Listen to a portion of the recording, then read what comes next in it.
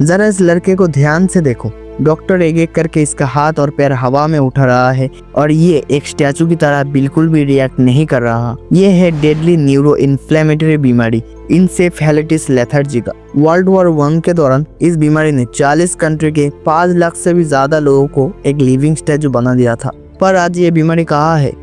शुरुआत में ये सिर्फ हल्की सर्दी बुखार जैसे लगता था। धीरे धीरे वायरस ब्रेन के इनर पार्ट्स तक पहुंचता है और इन्फ्लेमेशन क्रिएट करता है। सबसे इम्पोर्टेंट पार्ट होता है सब्सटेनिया निग्रा, जो डोपामाइन और मोटिवेशन न्यूरोट्रांसमीटर प्रोड्यूस करता है। मगर इन्फ्लेमेशन की वजह से डोपामाइन प्रोडक्शन स्लो हो जाता है और इसका डायरेक्ट इफेक्ट होता है बॉडी के मोटर मूवमेंट्स, बिहेवियर और मोटिवेशन पर। और इसी वजह से पेशेंट पार्किंसंस जैसे सिम्टम्स दिखाने लगता है, जैसे एक्सट्रीम लेथर्जी, स्लो मूवमेंट्स और आंखों का ऊपर उड़ना।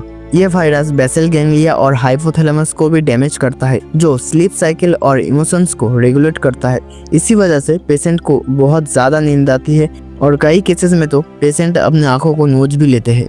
इस बीमारी का लास्ट स्टेज होता है पोस्ट इंसेफेलेटिक पार्किंसनिज्म, जिसमें मोटर मूवमेंट्स इतने रेस्ट्रिक्ट हो जाते हैं कि पेशेंट लिटरली एक लिविंग स्टैचू बन जाते हैं। कोविड के टाइम पे दुनिया भर में 70 लाख लोगों की जान गई थी, लेकिन उसका मोर्टेलिटी रेट सिर्फ 1.4% था। लेकिन इस बीमारी का मोर्टेलिटी रेट था 40%। मतलब 100 इन्फेक्टेड लोगों में से 40 लोगों की पक्की मौत होगी। और फिर भी 1930s तक ये बीमारी अपने आप ही दुनिया से गायब हो गई। ये अब तक का मेडिकल साइंस के एक बड़ी मिस्ट्री बनी हुई है, जिसका जवाब साइंटिस्ट आज तक नहीं ढूंढ पाए। और ऐसे ही कंटेंट के लिए सब्सक्राइब करना ना भूलें।